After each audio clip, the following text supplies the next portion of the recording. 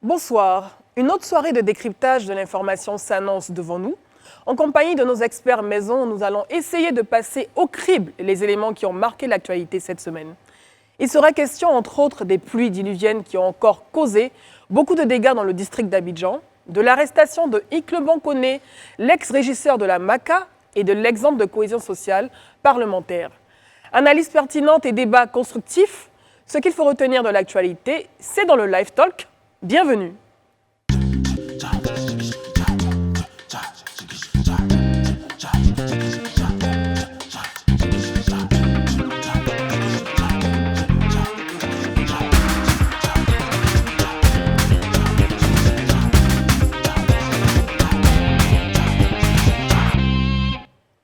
Bonsoir, c'est toujours un plaisir de vous retrouver chaque soirée en compagnie de nos experts maison, comme je l'ai dit tout à l'heure.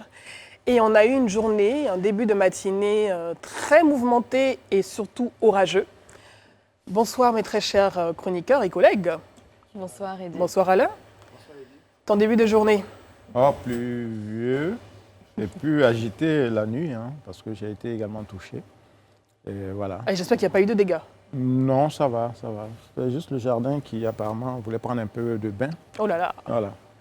Mais ça va, ça va. Rihanna. Bonsoir Edith. Bonsoir. Écoute, moi je me suis réveillée avec deux nouvelles, de deux proches en tout cas, qui ont été touchés. Oui. Rien de très grave. C'est l'une qui a eu sa maison inondée et puis l'autre donc qui a eu sa voiture bloquée en fait à cause de la montée des eaux, qui a dû rentrer chez lui et revenir le matin. En tout cas, c'est clair que tout le monde, de près ou de loin, presque tout le monde a été touché. touché par les pluies d'hier nuit. Bah, Yako à elle. Franck Etienne qui nous rejoint, comme finalement chaque jeudi pour le décryptage, fait partie de la famille. Comment tu vas? Merci, et ça va très très très bien. Tu as pu te déplacer Oui, moi par contre, j'ai passé les 24 dernières heures quand même à Grand Bassam, Oui. où il y a eu moins de précipitations. C'est vrai qu'il a plu aussi hier, mais il y a eu moins de précipitations à Grand Bassam. Et c'est après, en parcourant l'actualité, qu'on a vu tout ce qui s'est passé. tout ce qui s'est passé. Vraiment, il faut dire que c'est encore désolant. J'ai même envie de te demander, pour venir sur Abidjan, quel péage? Tu es passé par le péage? J'allais demander la même chose, je vais te dire Edith. C'est la question de la semaine. Non, mais à l'aller comme au retour, je suis passé par le péage. Oui. C'est vrai qu'il n'y a pas d'affluence. Tu étais pressé? Je n'étais pas pressé du tout, mais en même temps, j'ai pu faire un constat vraiment en tant que journaliste. En tant que journaliste, de forcément. visu, qu'au-delà de tout ce qu'on peut dire, c'est vrai que le péage il est beau, il a toute l'apparence qu'on lui vante, mais en même temps, il est très, très, très mal situé. Très, très, très mal situé. On en parlera bientôt, certainement. Élisée, ce début de journée? Oh non, ça va, c'est tranquille, seulement que comme tout Ivoirien, on a encore été bouleversé par les nouvelles qu'on a entendues suite à cette pluie diluvienne qui est tombée toute cette nuit et qui a inondé plusieurs quartiers à Abidjan. Malheureusement encore, selon en tout cas les informations qui nous reviennent, on a encore enregistré des victimes, des décès de personnes et c'est encore douloureux. On voudrait encore profiter de l'occasion pour présenter vraiment toutes nos condoléances aux familles éplorées et beaucoup de courage à ceux-là qui certainement sont blessés et qui sont à l'hôpital. Et vraiment implorer la grâce de Dieu pour que, franchement, ils mettent un terme à ça et qu'on passe à autre chose. En tout cas, beaucoup de courage à toutes ces populations qui ont subi des inondations, des pertes en vies humaines. Et aussi un coucou à nos deux collègues qui sont toujours alités. Brissano et André Bois, on vous envoie beaucoup de force. Merci d'être toujours connectés également. Et on espère vous voir ce lundi. S'ils ne sont pas là, on va aller les prendre sur le l'hôpital. Alors, pour le petit débat, on va parler des pluies diluviennes. C'est tout de suite et c'est maintenant.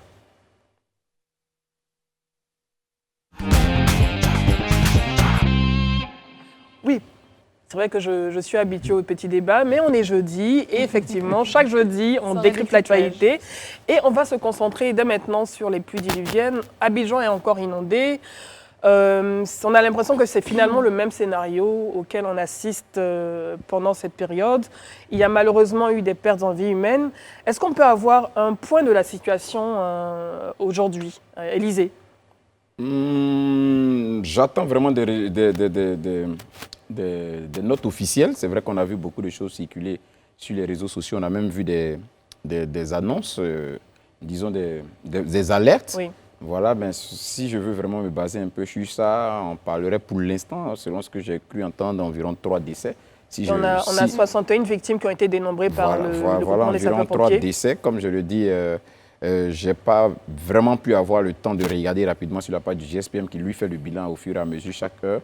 Mais vraiment, de ce qui nous revient, on sera autour de 3 décès, comme je le dis, et puis ben, vraiment de nombreux dégâts matériels. Vraiment. Exactement, voilà. Un petit bilan rapide donc, du GSPM et de police secours. Okay. On a 64 victimes, 53 mises en sécurité, 9 évacuées et malheureusement 3 décès. Voilà. On en a parlé hier, on en parle encore aujourd'hui. Est-ce que finalement, on ne va pas se retrouver à décompter des pertes en vie humaine chaque jour? Des comptes macabres. Des comptes macabres. Alain Toussaint. Je pense que contre les phénomènes naturels, notamment climatiques, on ne peut pas grand-chose, puisqu'on sait que depuis 2 décennies, quand même, il y a une forme de dérèglement climatique et que les saisons ne sont plus ce qu'elles étaient. La saison de pluie, je pense qu'on a pu le constater, dure plus longtemps que d'ordinaire. Il y a beaucoup plus de précipitations. Il y a beaucoup plus de précipitations. Donc forcément, cela déstabilise aussi même ceux qui font la planification, notamment les autorités en charge de la sécurité publique.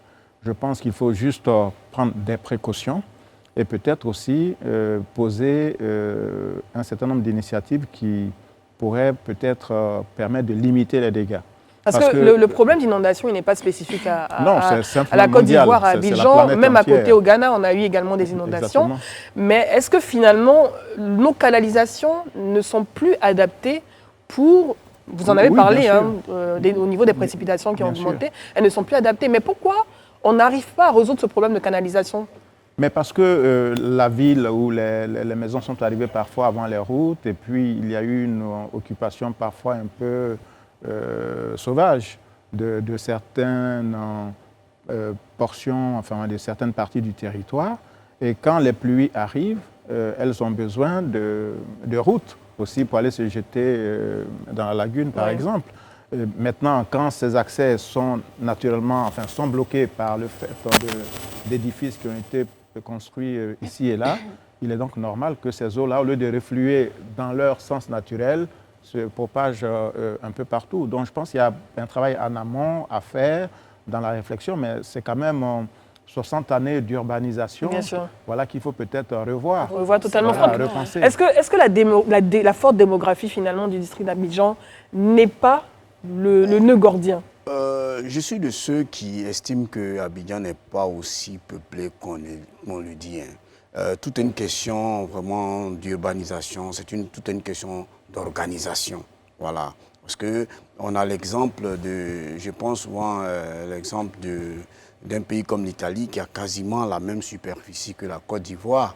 Je vais dire, mais vous ne trouvez pas ce genre de problème là-bas. Il y a peut-être que nos autorités doivent pouvoir revoir certaines règles quand même en matière de construction. Parce que moi j'ai un exemple qui est très frappant. Vous êtes dans un quartier où il y a une voie qui est une voie barrée sur laquelle on ne peut pas construire. Et un monsieur se lève, il commence à construire, on met une croix sur les premières briques. Et mais vous allez remarquer que la croix va rester sur les premières briques jusqu'à ce que la maison finisse. Voilà. Et puis ça crée un engorgement à ce niveau-là. Donc c'est à l'État d'être plus rigoureux dans les installations, en installant les gens. Sinon, Abidjan, 10 millions d'habitants, moi je pense que c'est vrai, c'est beaucoup, mais on n'est pas aussi serré, comme on le dit, on n'est pas aussi serré dans Abidjan. Est-ce que finalement, c'est vrai qu'on peut pointer du doigt la démographie, bon, vous dites que c'est peut-être pas le problème Moi, je pense qu'il faut... C'est pas ça le problème, mais finalement, est-ce qu'on ne pourrait pas pointer du doigt aussi le problème de l'urbanisme, des constructions anarchiques? Oui, absolument, et surtout, voilà, des zones pour lesquelles il ne faudrait pas construire et qui reçoivent des permis de construire. On en a parlé sur ce plateau. C'est ça l'une des causes principales. Après, évidemment, la cause qu'Alain a énoncée tout à l'heure, qui est le dérèglement climatique. Parce que quand on a regardé les précipitations de la nuit dernière, on se rend compte que des communes qui n'étaient pas habituées Koumassi, comme Trècheville ont reçu de très grosses précipitations. Contrairement à Bingerville qui la semaine dernière était touchée, qui aujourd'hui est entre 58 et 70 mm. Je veux dire que il y a cette cause qui est exogène, qui est cette cause naturelle-là, qui est le dérèglement climatique. Et puis après, il y a l'indiscipline des gens, l'indiscipline des populations. Mais cette indiscipline-là, je mets la responsabilité entière sur l'État. Indiscipline des populations, responsabilité de l'État, qu'est-ce que vous en pensez, Rayana? L'indiscipline des populations, ça se justifie par quoi? Les problèmes d'urbanisation, ça se justifie par quoi? Ça se justifie tout simplement par j'ai envie de dire, la surenchère démographique à laquelle on est en train d'assister dans la ville d'Abidjan. Ça, on en est bien sûr. Pourquoi est-ce qu'il y a des constructions anarchiques? C'est parce que les gens ne savent plus où aller vivre. Parce qu'ils ont tous envie de rester à Abidjan et qu'on a une forme de surpeuplement dans la ville d'Abidjan, c'est saturé. Et donc maintenant, on est obligé de construire n'importe où, n'importe quel type de baraque, entre guillemets. Mais la responsabilité aussi du ministère de la Construction, parce qu'on ne construit pas au hasard dans un Mais oui, on est d'accord. Mais il y a bien sûr la responsabilité du ministère de la Construction, mais ça, c'est quelque chose dont on parle depuis très longtemps. C'est comme quand on pose le problème même de l'urbanisation, des infrastructures, etc. C'est un problème d'anticipation qui aurait dû être pris à bras le corps depuis bien longtemps. On a vu que depuis ces dernières années, on a des ministères qui ont fait des effets de communication pour dire qu'on prépare justement la saison pluvieuse. On essaie en tout cas de vider certains caniveaux, on essaie de créer là où il n'y en a pas des caniveaux, etc. Mais on voit bien que ça ne suffit pas pour l'ampleur en tout cas que les pluies commencent à avoir au fil des années. Je pense qu'on n'est pas sorti de l'auberge. Alain Toussaint, on a même... juste à l'entrée, en face des locaux de Live TV, on a malheureusement le mur de notre voisin qui s'est effondré. On parle de construction. Est-ce que les normes sont suivies en matière de construction? Parce que les pluies, elles sont de plus en plus importantes, les précipitations sont de plus en plus importantes. Est-ce qu'on ne va pas se retrouver finalement dans une ville, on a parlé de zones à risque qui avaient été identifiées, mais est-ce que finalement, ce n'est pas tout Abidjan qui est à risque? Oui, il faut le penser quand on voit l'ampleur quand même de ce qui s'est produit ces derniers jours. Mais en même temps, parfois, des ouvrages, même les plus solides, ne résistent pas à la force de la nature. Quand vous avez la pluie, les eaux qui tombent, et comme on l'a vu hier notamment, c'était très dense, très intense même. Je pense que le plus bel ouvrage, construit dans les normes de sécurité qu'il faut, peut aussi céder sous la force de... Il y a même le mur de l'école de police qui avait été réhabilité, qui s'est effondré également. Voilà, donc c'est aussi un exemple. On ne peut pas penser que pour l'école de police, on n'ait pas pris les normes de sécurité, les mesures de sécurité. Donc vous voyez, donc je pense qu'en fait, il y a des réalités dont il faut tenir compte, mais effectivement, l'occupation anarchique, les constructions qui ne sont pas autorisées, et puis la corruption aussi, qui quelque part aussi a une responsabilité dans ce que nous subissons. Je rappelle quand même que la corruption à quel niveau? Non, mais dans la délivrance ou la non-délivrance des permis, puisqu'il y en a qui peuvent construire des bâtiments sans avoir à obtenir un permis de construire. Ça, c'est très courant à Abidjan. Mais finalement, est-ce qu'on peut parler, on peut envisager des solutions? On parle de changement climatique. Dans les prochaines années, peut-être qu'il y aura encore plus de précipitations que ce qu'on a aujourd'hui. Comment anticiper? Quelles solutions? Élisée? Bon, déjà, moi, je voudrais peut-être, c'est vrai, avant de répondre à la question, revenir un peu sur le diagnostic qui a été posé, tout ça. Moi, je crois que, comme Alain l'a dit, c'est vrai que nul, je dirais, n'est à l'abri des catastrophes naturelles. Ça arrive à tout le monde, même les États les plus développés. Mais en même temps aussi, je pense que autant nul n'est à l'abri des catastrophes naturelles, autant on essaie de se prémunir au maximum pour réduire les conséquences éventuelles de ces catastrophes naturelles. Et ce à quoi nous assistons, pour moi, en réalité, c'est c'est les conséquences de, je dirais, d'une quarantaine, de 4 décennies d'indiscipline et du je m'en foutisme en fait qui s'est emparé de tous les Ivoiriens. D'incivisme, je pèse mes mots du je m'en foutisme même en fait. Parce que il a expliqué, ça ce n'est un infime exemple en fait de la construction de quelqu'un qui vient bâtir carrément sur une voie, qui est censée être une voie, il bâtit et tous les riverains sont là. On lui dit, il s'en fout, il fait ce qu'il a envie de faire et puis il construit ça. Ça coule les rues aujourd'hui à Abidjan. Mais ça, c'est plusieurs décennies d'incivisme, d'indiscipline, de je m'en foutisme que nous sommes en train de payer aujourd'hui. C'est vrai que l'eau de façon naturelle, avec des pluies abondantes, comme je l'ai dit, même dans les États les plus développés, c'est des choses qui arrivent. Il y a des inondations partout. Oui, c'est vraiment des inondations et autres. Mais c'est ce que je dis, parce que quand même, ce qu'on peut faire humainement, ce qu'on peut faire avec la discipline, ce qu'on peut faire avec une certaine rigueur et du civisme est fait. Donc, ce qui fait que ça atténue les conséquences éventuellement de ces catastrophes. Est-ce qu'il faudrait plus de sanctions au niveau des populations, par exemple? Bon, je crois que il faut une prise de conscience générale. Il faut une prise de conscience générale. C'est vrai que même dans la bonne volonté des pouvoirs publics de tout retracer, qui est d'ailleurs leur responsabilité, pour moi, régalienne, de faire en sorte que l'ordre s'établisse dans la cité, ça c'est ce qu'il y a à faire. Mais quand tu finis d'établir l'ordre et que tu tournes le dos et qu'à la minute d'après, quelqu'un vient encore réinstaller ou refaire les mêmes choses et tout ça, on reviendra toujours au même schéma. Donc il y a vraiment la nécessité d'une prise de conscience générale. Oui. Et je crois pour ma part, et ça vraiment c'est un appel que je fais au niveau de la population, et je le dis toujours, c'est vrai que souvent quand je le dis, on me dit, peut-être que c'est parce qu'il a peut-être un toit où dormir, mais je dis pour moi, rien ne vaut la vie. Rien ne vaut la vie. C'est vrai qu'on peut estimer qu'on est dans des situations tellement précaires qu'on ne peut pas partir d'où on est, mais si on estime qu'en ce moment-là, notre pronostic vital est engagé, je pense qu'on doit prendre la responsabilité de quitter cette zone. Quelle que soit la raison, c'est important, parce que la vie n'a pas de prix. On a parlé de solutions, en matière de solutions, on en a parlé hier, de possibilités de pouvoir construire, imaginer des villes nouvelles en dehors d'Abidjan. Mais voilà. Est-ce que ce type de projet est déjà possible à l'heure actuelle ?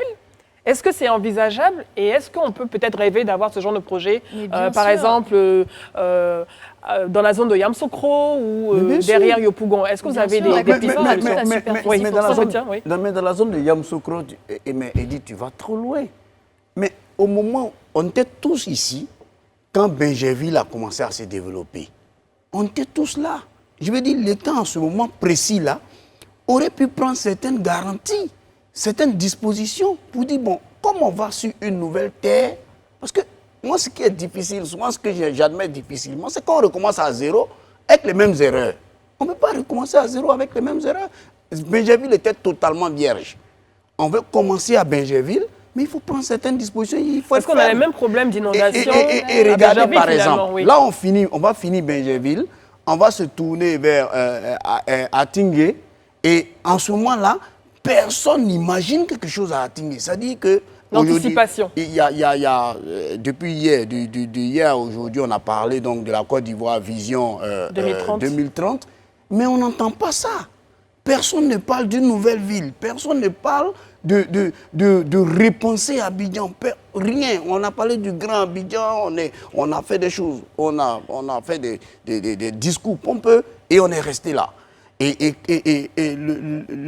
un citoyen se lève, il fait ce qu'il veut et il n'y a aucune sanction.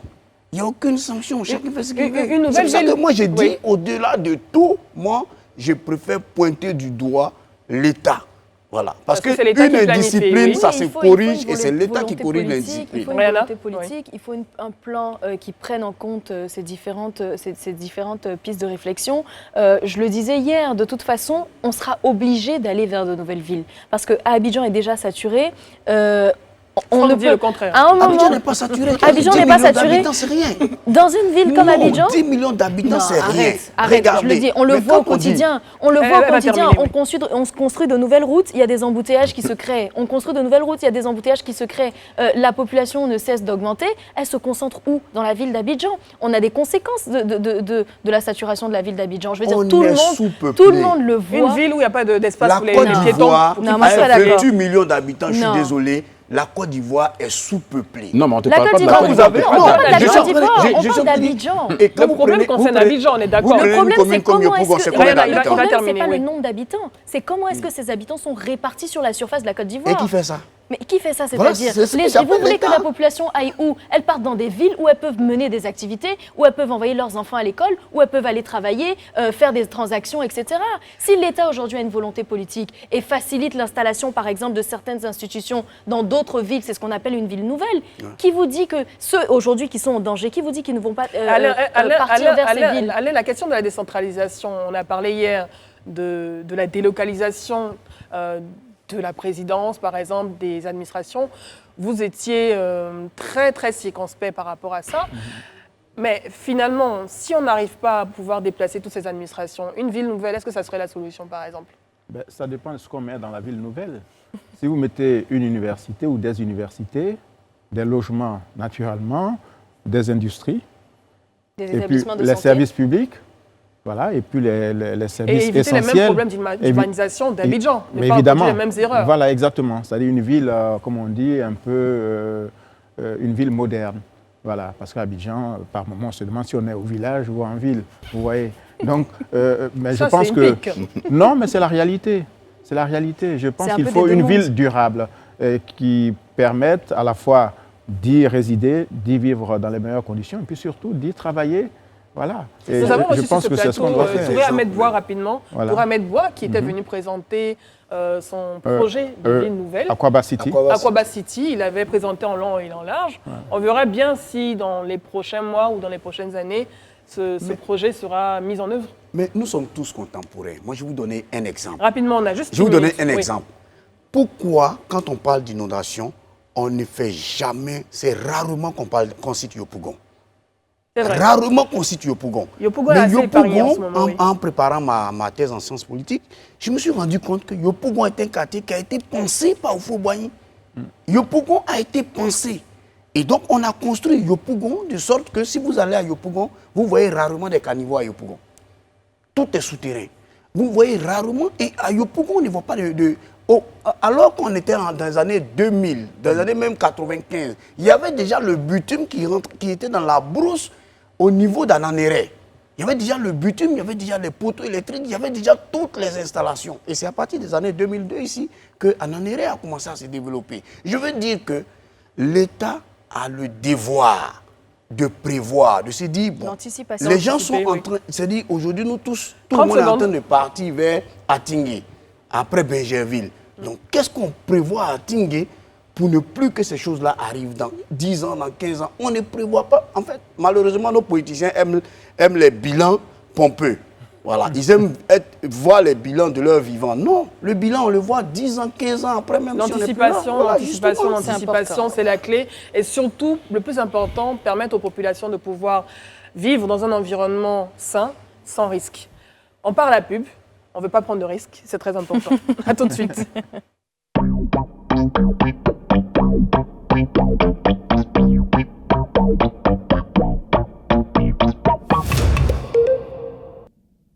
De retour sur ce plateau pour décrypter l'actualité avec nos chroniqueurs maison.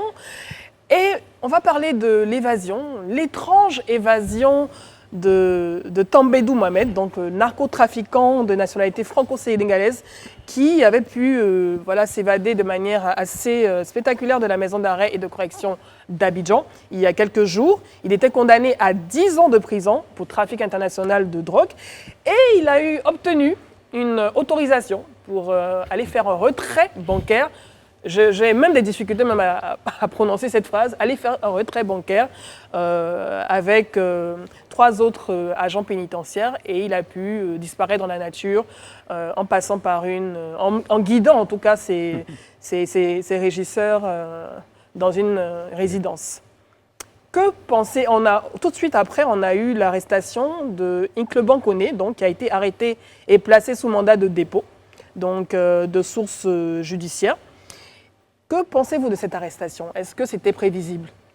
Bien sûr. Andrea, C'était prévisible, en ce sens que quand l'affaire est rendue aussi publique, jusqu'à ce qu'on ait un appel à témoins et tout, on ne peut et qu'on sache en tout cas certains aspects de l'histoire et qui mettent en jeu également le régisseur, on ne peut pas laisser sans impunité une telle, je ne sais pas si je dois appeler ça une maladresse, qu'une tête tombe ou des têtes ou tombent. une forme de laxisme, mais il fallait qu'une tête tombe. Et la tête qui était la plus probable de tomber, c'était la plus haute responsabilité, en tout cas, qui se situait dans l'histoire.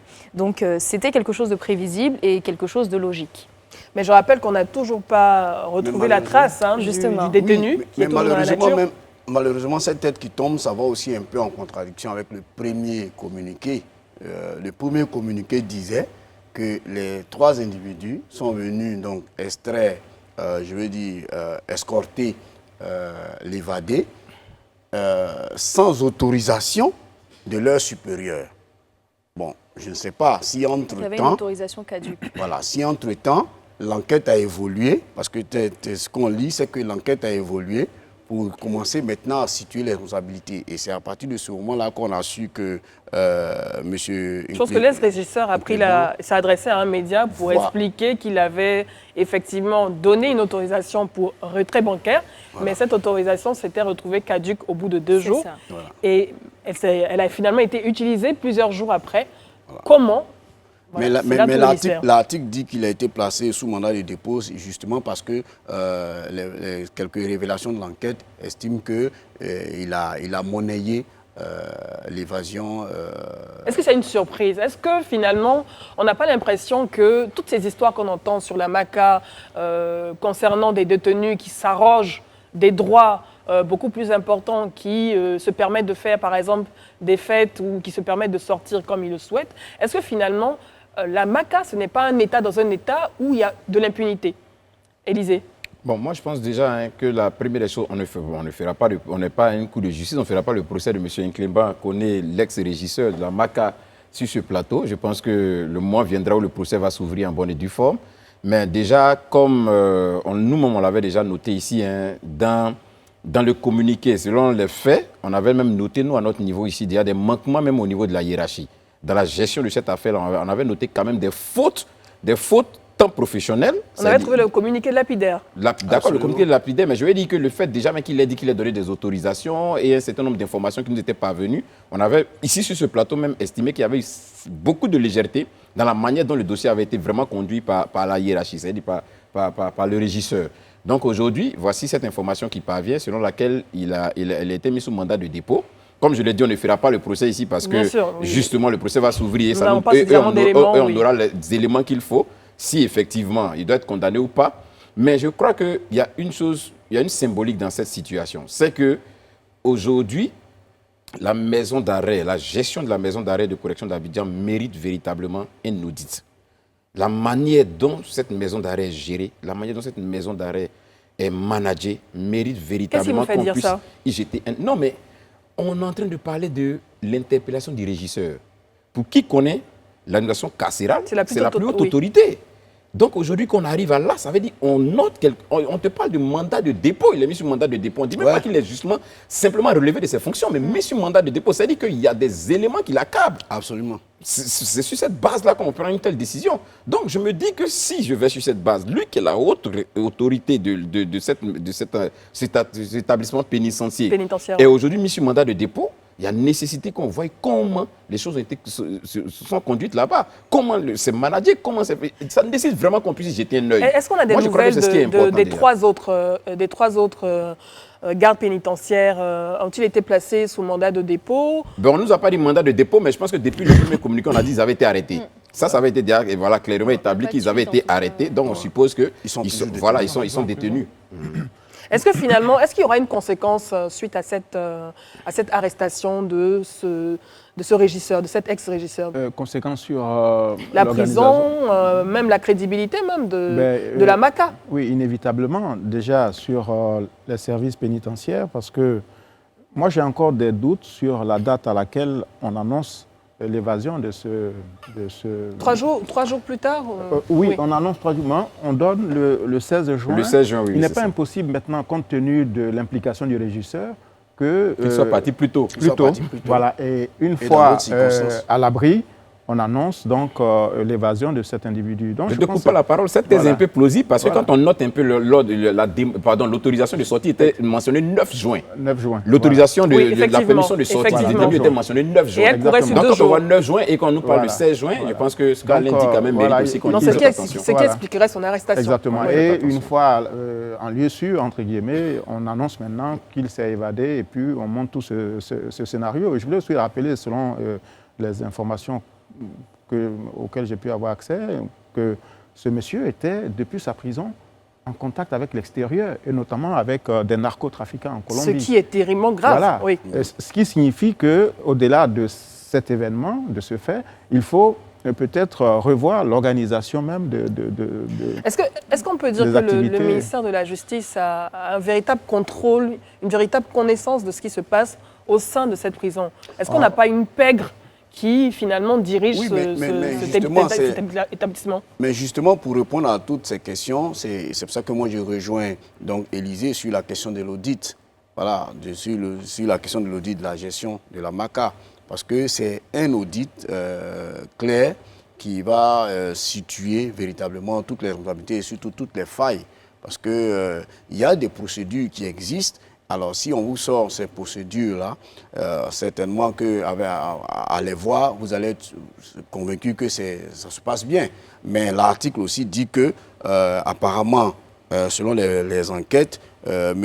Incliban connaît n'est pas son premier fait et que c'est une habitude presque récurrente. Et il n'avait pas été sanctionné au préalable, voilà. auparavant. Il n'y avait pas eu de sanction. Voilà, c'était lui la haute autorité. C'est lui qui autorise justement la sortie. Et qu'il prenait, il faisait évader certaines personnes en échange de quelques billets de banque.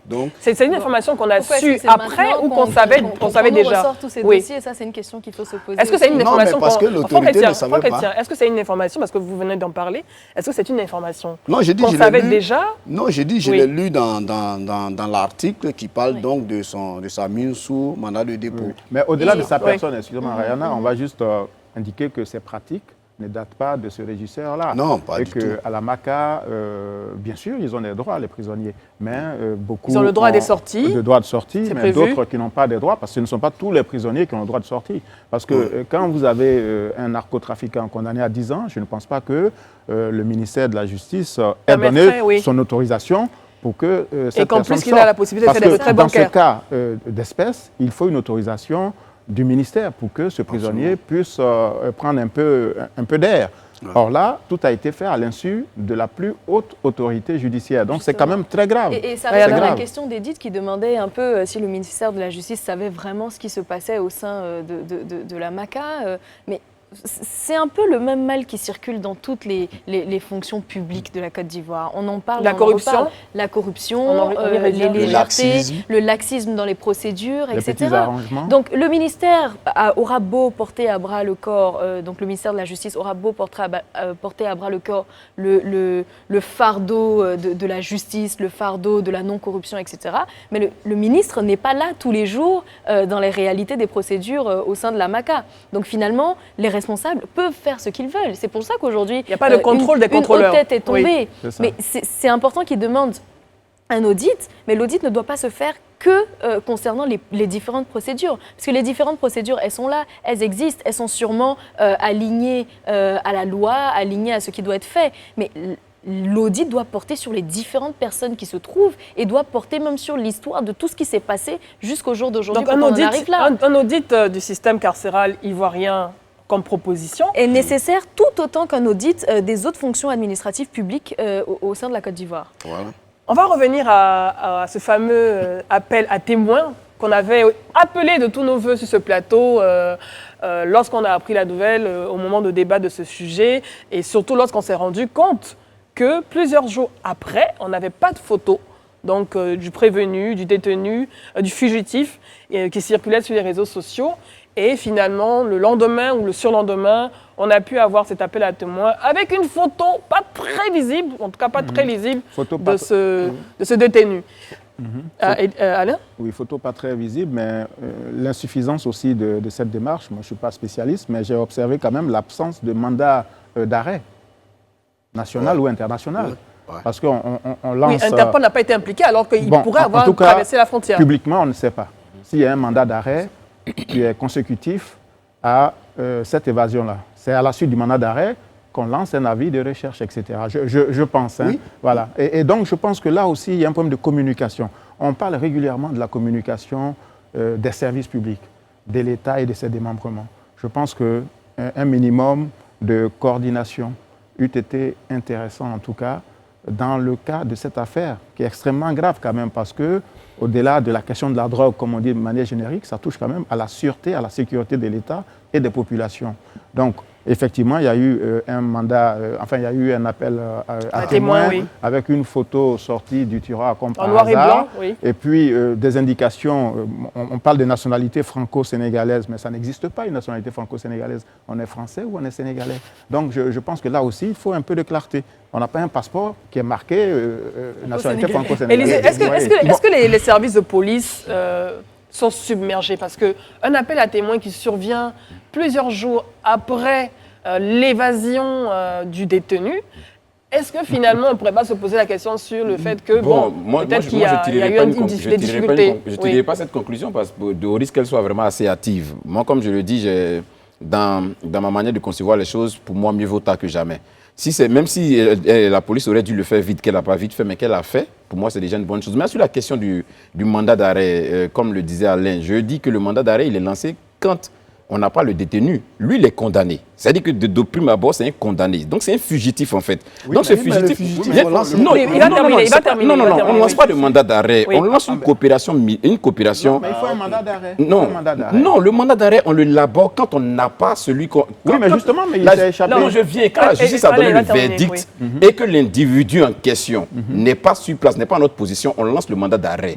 Mais dès l'instant qu'il a été condamné et qu'il est en prison, qu'il est en train d'exécuter la peine et qu'il s'évade, on saisit Interpol. Ce que vous voulez dire, c'est que s'il est arrêté, il sera juste ramené en prison parce qu'il a déjà... Voilà, on saisit Interpol, on active la coopération internationale sécuritaire. Et que fait Interpol? Et Interpol mène les investigations. Non, il lance un mandat d'arrêt. Voilà. Ben oui, parce qu'Interpol, ce n'est pas une police. Interpol, c'est un réseau de polices nationales qui sont interconnectées. Donc, il y a un mandat. L'évadé fait l'objet d'une fiche. Un mandat d'arrêt international, voilà, alors s'il quitte le territoire. Voilà. Mais pas s'il est dans le territoire. On ne sait pas. En tout cas, Interpol peut lancer un mandat d'arrêt qui peut être international parce que du coup, on sollicite toutes les polices, y compris la police du territoire où les faits se sont déroulés.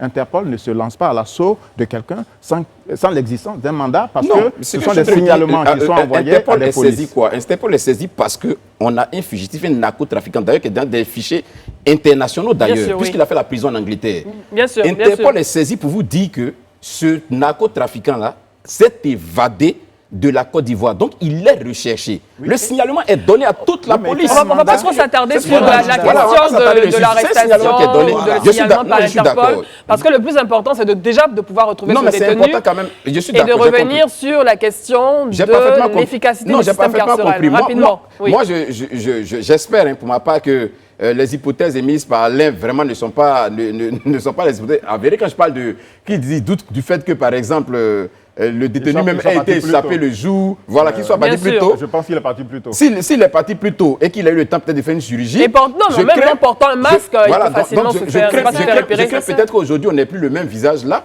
mais comme on a des traces biologiques, biométriques, je suppose. Son ADN. Voilà, je suppose qu'on a des traces biométriques et qu'effectivement, cette opération a été lancée. Non, moi j'estime qu'on a là, nos administrations ont là d'alimenter la suspicion, mais inutilement. Parce que bon, je ne connais pas et je ne vais pas rentrer dans le fétichisme des termes juridiques, mais en même temps, ce que je sais, c'est que quand on attrape, quand on réussit à arrêter un délinquant de cette trempe-là, mais on lui prend des photos. À la police, on lui prend des photos. Avec des photos de bonne qualité, tout simplement. Voilà, des photos de bonne qualité. On lui prend des photos. Ça, c'est un. Et puis après, on a la coopération judiciaire qui existe entre les États. S'il a déjà été arrêté, donc, en fait, c'est un dispositif qui peut se faire rapidement dans les minutes qui suivent. Voilà, rapidement. Mais j'ai l'impression qu'en réalité, on est dans une démarche qui vise à nous perdre, nous tous, et à alimenter la suspicion, mais inutilement. pour nous, pour moi, en tout cas, si j'ai un message à donner à l'État, c'est même pas la peine de nous appeler. Ça sera le mot de fin pour nous, cette les partie, Ivoiriens, oui. à être témoins. Voilà, Pourquoi pas? Non, je n'ai pas d'avis avec allez toi. le chercher seul. Mais puisqu'on ne le connaît c'est une pas. procédure policière qui est normale. Non, on ne le connaît pas, on ne le voit pas. En tout cas, on Non, ça espère, veut dire qu'on est interpellé, oui. on peut peut-être changer la photo Élisée, après. on part tout de suite pour la pub. On espère en tout cas que le détenu Tambédou sera retrouvé et qu'on ne va pas vivre une nouvelle saison désespère à Abidjan. Ouais. Tout de suite pour la pause. Prison break.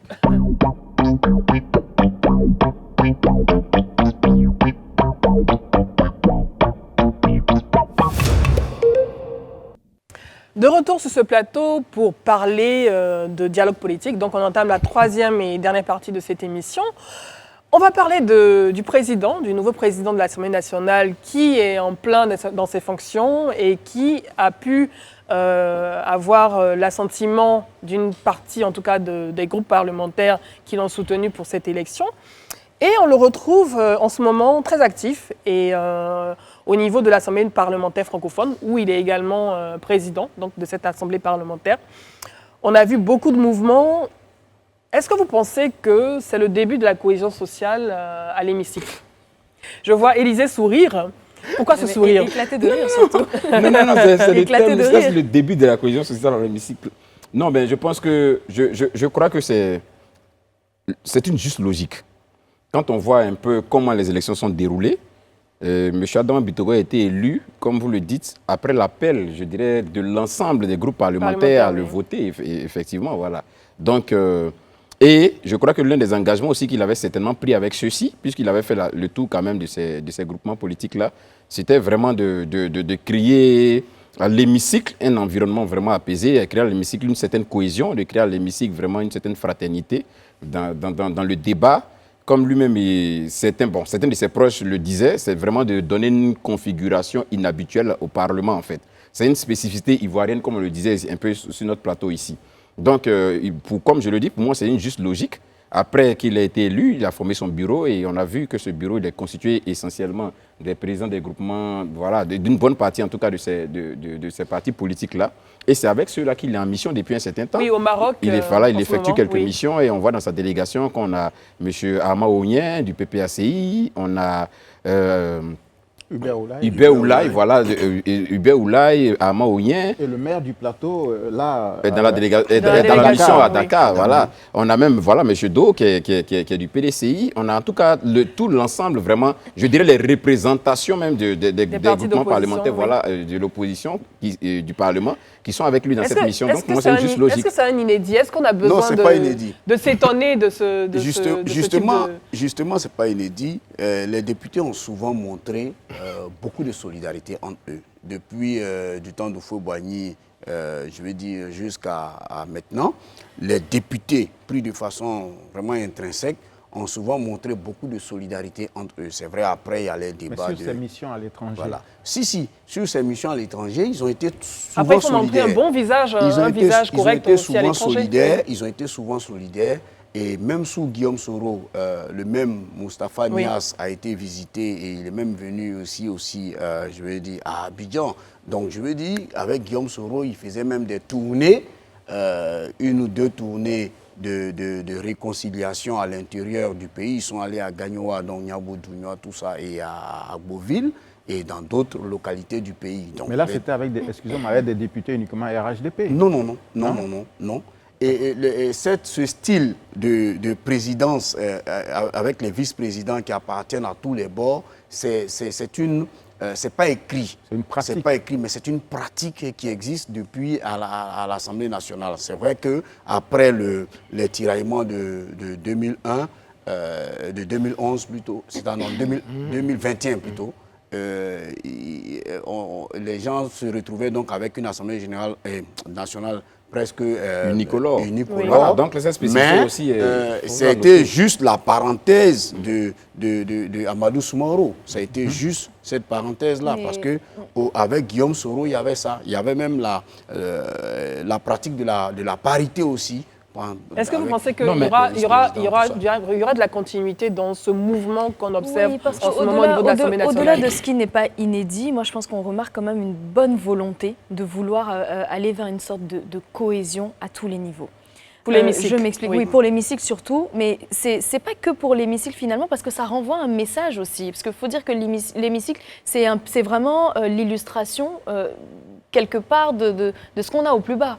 Donc ça renvoie un signal, une image de cohésion sociale qui se passe entre les différents représentants de partis politiques en Côte d'Ivoire. Et c'est ce qu'on a envie de voir dans tous les, que ce soit au Parlement, que ce soit au sein même des partis Bien politiques, sûr, oui. Dans leurs actions des de tous les représentants jours. du peuple. Voilà, Oui, des c'est ça. représentants du peuple. Donc je pense C'est que leur rôle, ouais. c'est une volonté, parce qu'on se trouve dans un contexte quand même qui intervient au sorti d'un dialogue politique, qui s'est passé quand même dans des conditions qui étaient acceptables, plutôt raisonnable. Donc, je pense qu'au-delà de ce qui n'est pas inédit, ça part d'une volonté. Et cette volonté pourrait assurer une certaine pérennité de cohésion à l'Assemblée nationale. Moi, je voulais juste rebondir sur ce que Étienne était en train de dire. C'est vrai qu'il y a eu peut-être cette pratique par le passé, mais je crois que lui-même, en le disant, a donné plus ou moins ce qui vient faire une spécificité. Parce que on se rappelle qu'à la sortie de la crise post-électorale de 2012 jusqu'à ce qu'on arrive à 2020, on était plus ou moins dans une hémicycle complètement unicolore. Non, pas 2012. Non. Je veux dire la dernière élection, celle de 2020. Je viens. Il va terminer. Celle de 2020, celle de 2020, vous convenez avec moi qu'à ce moment, Guillaume Soro n'était plus au pêchoir. 2021. Il n'était plus au pêchoir. Avec tout ce qu'on a su, la démission et tout ça, mais quand il était là, on est tous unanimes à reconnaître que c'est vrai que les partis avec des noms, mais ils s'étaient tous rassemblés dans une coalition. Donc on avait vraiment une forme de monocolore qui existait.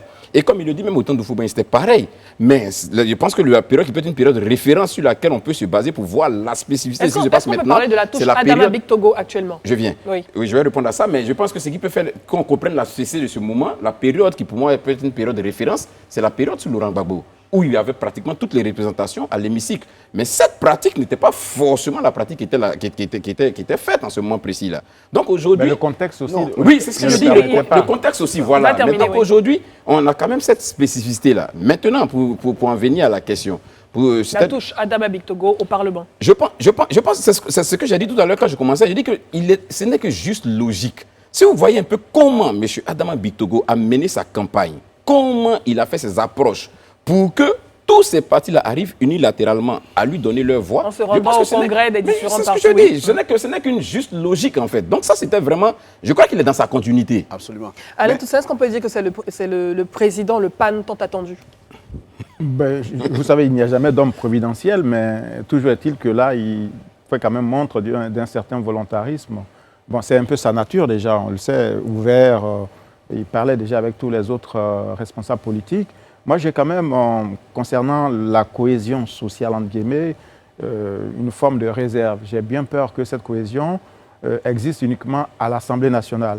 Parce que quand vous prenez la presse des différents partis politiques, vous voyez que là, c'est quasiment une guerre de tranchées. Lisez le Panafricain, pour ne pas faire de la publicité, le quotidien proche du PAPACI, enfin du PPACI. Oui, c'est juste pour faire un peu d'esprit et puis la provoquer. Voilà. Donc, on évite de provoquer ici des partis politiques. Merci Alain. Proche du PPACI. Voilà, vous voyez bien les titres à la une. Vous prenez le Patriote, proche du RHDP. Bon, donc je ne sais pas, la cohésion sociale, est-ce que c'est propre aux partis présents à l'Assemblée nationale, ou alors est-ce que les médias vont également se faire le véhicule de cette ouverture politique? Parce que là, on assiste à une nouvelle forme de cohabitation, où on a un parti présidentiel majoritaire qui s'associe avec l'opposition minoritaire, voyager, aller au Maroc dans le cadre de la réunion du Parlement francophone, l'Assemblée francophone, ensuite à Dakar, et je pense lundi à Kigali, au Rwanda, etc. Donc, c'est quand même un bon signe. Mais je ne sais pas si tous les cœurs sont disposés à cette forme de réconciliation menée par le président Adama Barrow. Il faut bien commencer quelque part. Voilà, que ça commence quelque part. Je voulais dire tout à l'heure que c'est vrai que quand je disais que ce n'est pas inédit, je ne veux pas dire aussi que Adama Big Togo ne fait pas bien de faire ce qu'il est en train de faire. Et puis, ce qu'il est en train de faire donc, peut rassurer, peut donner effectivement le sentiment que la cohésion sociale donc, est en marche, mais les politiciens à Abidjan, il faut s'en méfier comme Pourquoi? Il faut s'en méfier comme du lait sur le feu, parce que à tout moment ça peut dégénérer. On est aujourd'hui un peu loin, comme je dis, de 2025. On est un peu loin de 2025, donc pour l'instant les palabres n'ont pas encore commencé.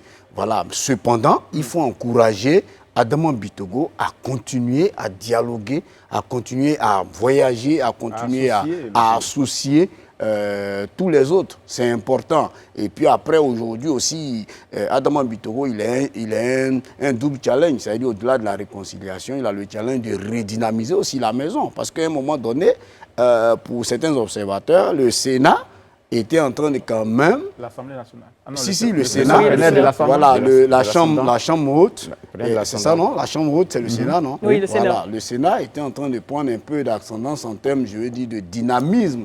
Donc, Adama Bitogo, il a son âge pour lui, il a son expérience pour lui. C'est un homme d'affaires qui sait que il faut discuter avec tout le monde, parce qu'avec les hommes d'affaires, ils n'ont pas d'ennemis. Voilà, donc ils discutent avec tout le monde. Un homme d'affaires à l'Assemblée nationale, je reviens chaque fois là-dessus. Est-ce qu'il n'y a pas de conflit d'intérêt? Après, pour les spécialistes, non, vous me direz. Il a certainement démissionné de tous ses mandats sociaux. Voilà, donc il n'y a pas de problème à ce niveau. Mais ce que je voulais demander à Adama Bitogo de façon express, c'est aussi de chercher à relancer le Parlement de la CEDEAO. Parce que c'est vrai, après, il y a le Parlement panafricain qu'il dirige, mais après, il faut penser à relancer le Parlement de la CEDEAO parce que je me rappelle que c'était un chantier qui tenait à cœur à certains présidents de l'Assemblée nationale comme Mélégué Traoré donc, du Burkina Faso, même Moustapha Niasse et puis celui du Ghana aussi. Donc à un moment donné, il faut relancer ce Parlement-là qui, pour moi, est très important parce qu'aujourd'hui, la CEDEAO est obligée d'aller résolument à ce qu'on appelle la CEDEAO. La Côte d'Ivoire représente un point important de la cette CEDEAO des peuples. Oui. Voilà. Mais reste à savoir qui va voter et comment on vote. Oui, c'est un parlement qui existe déjà. Il existe déjà. Il est un peu en léthargie parce que bon, il n'y a pas forcément les grands moyens et les grandes volontés. Mais je pense que Adama Bitogo gagnerait aussi à se pencher sur ça pour l'instant. Dernière question. Quels sont les chantiers que pourrait faire, en tout cas abattre, le président de l'Assemblée nationale dans les prochains mois, dans les prochaines années, par exemple? Élysée? Non, les chantiers aujourd'hui, moi je pense que le chantier majeur, et tous se l'accordent, c'est-à-dire que quand tu vas dans toutes les chapelles politiques, tout le monde s'accorde là-dessus, c'est de vraiment ancrer dans l'esprit des Ivoiriens la réconciliation et la cohésion. Parce que, comme on a tendance à le dire, on ne peut pas aller au développement, on ne peut pas parvenir à un développement si on n'est pas dans un environnement de paix et de cohésion. Donc, l'une des choses les plus importantes pour moi, que je pense, en tout cas, l'hémicycle pourrait faire, M. Adama Bitogo et les autres députés pourraient faire, Dieu merci, aujourd'hui, on sent vraiment cette cohésion, cette fraternité à leur niveau, c'est de vraiment essayer de le faire d'éteindre sur l'ensemble des populations. Oui, est-ce que les populations vont le comprendre? Oui, il va terminer, Rayana. Oui. Non, bon, pas que les populations, c'est-à-dire les politiques et autres, tout ça. C'est surtout les politiques. Les politiques, voilà, sur les politiques et les populations, mais comme ils ont un mandat, en fait, national, ils ont un mandat d'élu, en fait, un mandat, voilà, donc, je crois que leur premier, je dirais, ceux vis-à-vis de qui ils ont un engagement en premier, c'est les populations. Parce qu'ils ont un mandat vraiment électoral. Donc je me dis qu'il serait bien que vraiment ils se rapprochent davantage des populations, porter le message, passer le message et continuer la sensibilisation dans ce sens. Ils ont certes un mandat d'élu, mais ce que je veux dire, c'est que le chantier qui devrait vraiment attaquer, on le disait tout à l'heure, ils sont en train d'envoyer une forte image de cohésion, etc.